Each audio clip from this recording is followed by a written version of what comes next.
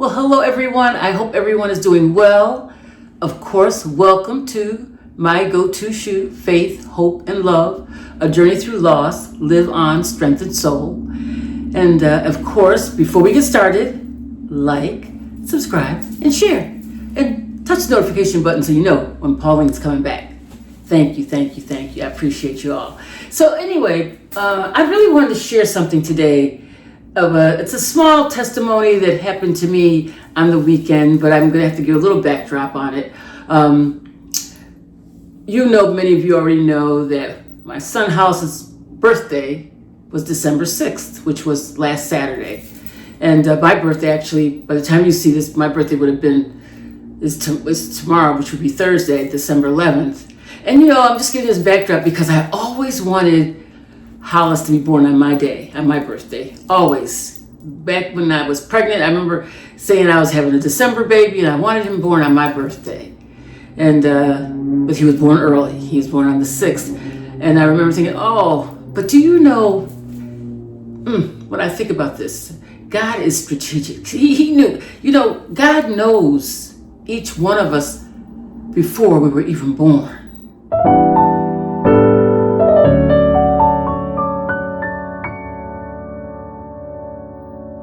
You know the scripture, he knew you before you were wrought in your mother's womb. So he knew Hollis before even I knew Hollis's existence. He knew.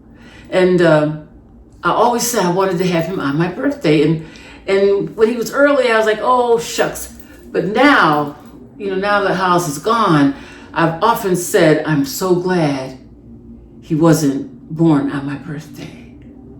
Because every year it's a challenging time, and you all know, anybody who goes through this loss thing, the holiday time is the hardest. So anyway, but let me just share with you what happened on the weekend. I was feeling melancholy. I was feeling some kind of way, and one of the preachers on our staff, she had asked me to assist her on a funeral. And she had asked a couple weeks ago, and I said, oh, sure. And I didn't really think about the date, the time. I hadn't thought about all that and how I was going to be feeling at that particular time. So what ended up happening, December, she was calling me and letting me know the different things that were taking place during that, the schedule.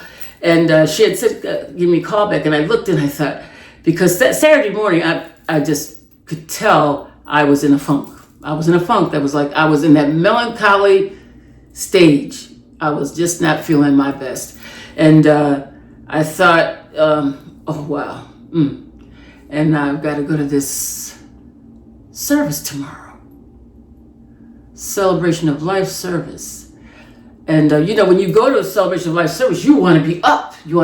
And so I was just said, well, I'm just going to sit here and be home and just be in my own little melancholy state, which I was in my own little melancholy state. And I just think it's interesting what God does, how he orchestrated so it just happened that this funeral was going to be on Sunday. And at some point, Paul and I had to get it together, right? And I laughed to myself. I says, because God will place you in a place. And that's why I call this podcast Live on, Strengthened Soul, and my go-to shoe, because you've got to keep moving forward. And when you move forward, you're walking step by step. And when you walk, you're walking in love, you're walking in faith, you're walking in hope, because we don't know the outcome. We never know the outcome of the day. We never know the outcome even of the day. And so as I'm thinking about this, I'm getting messages from the minister on staff, and I'm not really responding. I'm planning to go. I'm going to be there. I'm definitely going to come and meet her, but I just wasn't ready to talk to her at that point in time. She probably didn't really realize it. But then finally, I did respond to her text. I says, yes, I will see you tomorrow. I'll be at your house at 8:30. And even though I felt the way I was feeling, I knew that I didn't have a choice in the matter, and I had to follow what God was telling me to do. And so I went ahead, and that Sunday I met her, and we had an absolute beautiful time. And I know you're thinking, a funeral, beautiful time. It is a beautiful time. And this is why I think God has me in this position sometimes, because when you are sharing the grief of others, you begin to see how they feel and you know how you feel. And it's just beautiful to see a family get up and speak about their loved one and how much they did for them and how much they love them. And it was really a beautiful experience listening to this family talk about their 94-year-old grandmother who had gone on to glory. So we just thank God. And the minister on staff who I accompanied, oh, she didn't really need me. She was outstanding. She just was outstanding. And the Lord blessed in a mighty way. I wanted to share with you that there are times when each one of us don't want to do what God is saying we must do. Meaning, when you're in your own funk, when you're in your own pity party, when you're in your own place where you don't want to do nothing, you don't want to see nobody, you don't want to do anything, and God will say, no, you've got to step out. It's time. You've got to step out. You've got to do this. And even though I didn't hear an audible voice from God telling me I had to do it, no, I didn't hear that, but I knew that I had to press forward. And I knew that God would give me everything that I needed to get through that day. So when he got me through Saturday, I said, okay, House's birthday's over now. Now it's time to go on and see about this celebration of life service that I'm blessed to having the opportunity to be a part of. And it was just, I can't tell you, the Lord just blessed mightily. So I'm sharing with you so that when you are called upon, when you get the phone call and one of your friends says, hey, can you meet me at such and such a place at such and such a time? And you don't want to go. You don't want to do it. You don't want to go. You've had a bad day. But yet your friend is calling you to say, and it doesn't even have to be a friend. It could be somebody that just needs you at that particular moment in time. We are to rise and do what thus saith the Lord.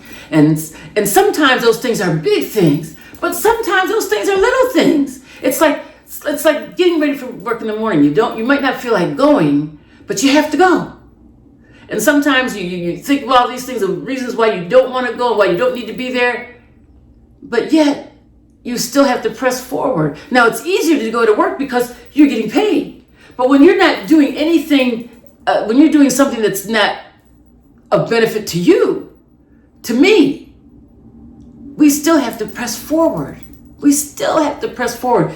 And I just thought, I said, look at God. In this moment, I said, look at my Savior. He is just unbelievable.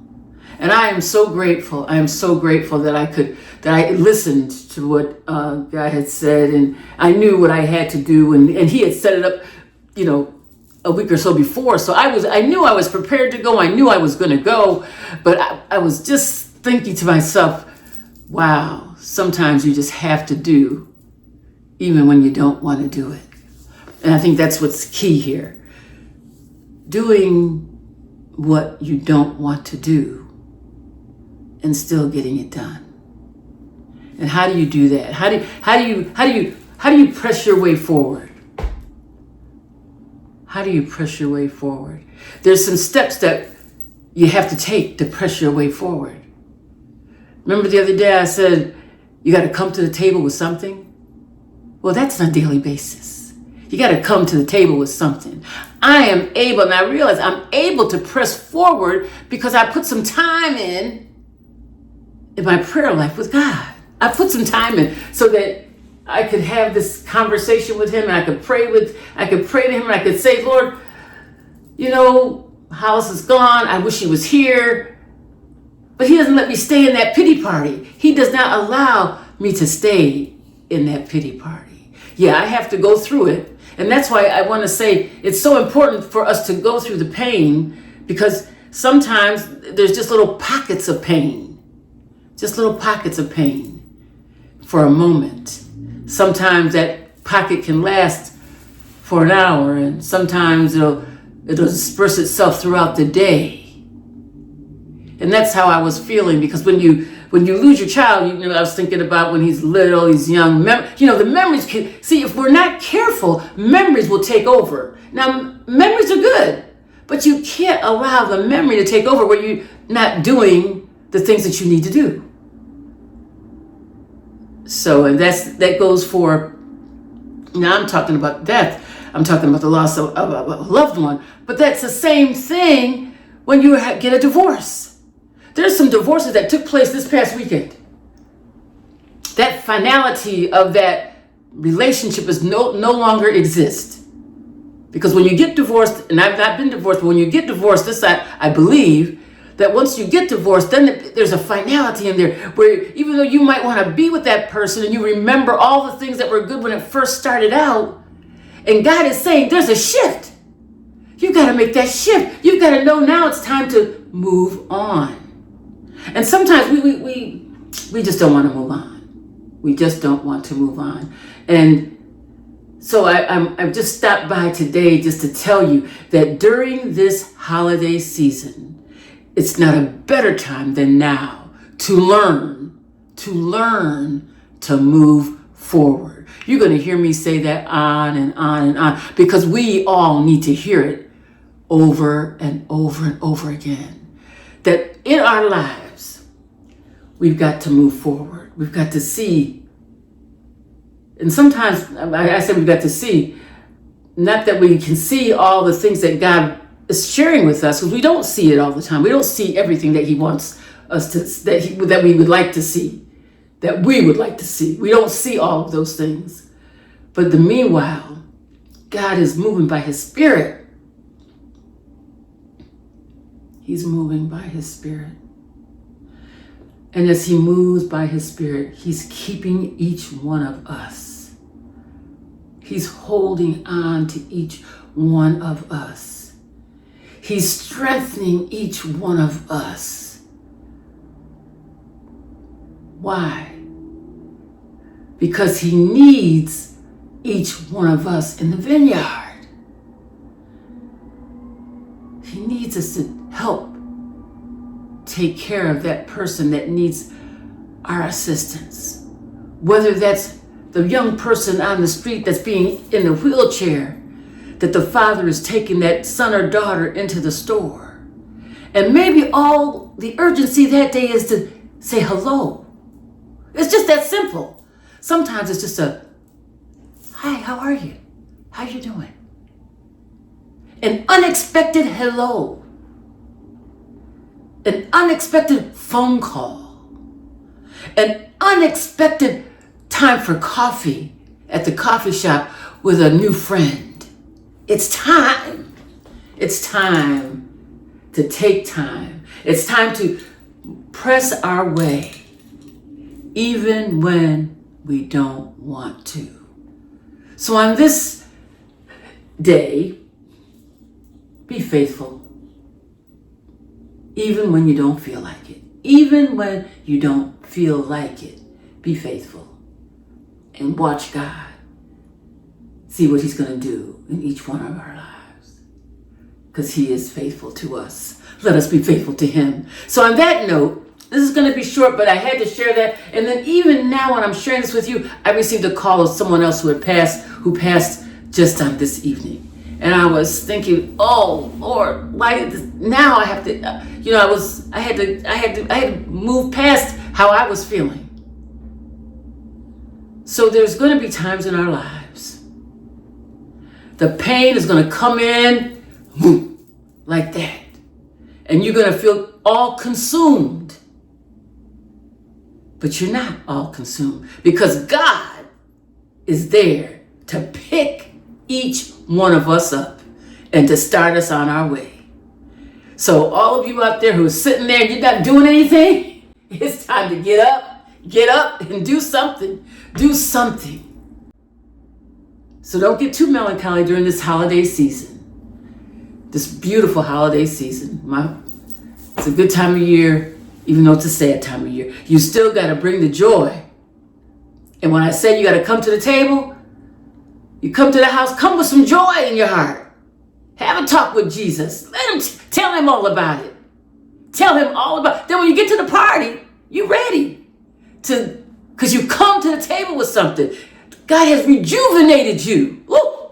Hallelujah. I'm getting excited now, y'all, because that's the kind of God we serve. He will give you everything you need to keep moving forward. You'll come home and you might be tired, you might be weak. And someone gives you a call and you got to go back out. And you just have a little talk with Jesus. Tell him all about it. You know that song. Have a little talk with Jesus. Tell him all your troubles. Because he knows already. And he's ready for you to speak to him. So give him his time. Give him his due. Give God his due. Give him the time to talk to him and listen to him. Yeah. Anyway, I love y'all. Have an absolutely outstanding week. Be blessed by the very best. And I know God is just going to strengthen you for this journey. Even if you're in bereavement, even if you're in loss, whether it's a marriage, whether it's a divorce, whether it's your finance, if your money's not right, I don't care what it is. I don't care what it is. Your money not right, money's funny, everything's going wrong, everything is upside down. Have a little talk with Jesus. Tell him all about it. And watch him bless you mightily. Whew, I love y'all. So, before we leave, of course, let me say it again. Like, subscribe, and share. Touch the notification button so you know when Pauline's coming back. I'd love to see you again. Love y'all. Talk to you soon. Bye-bye.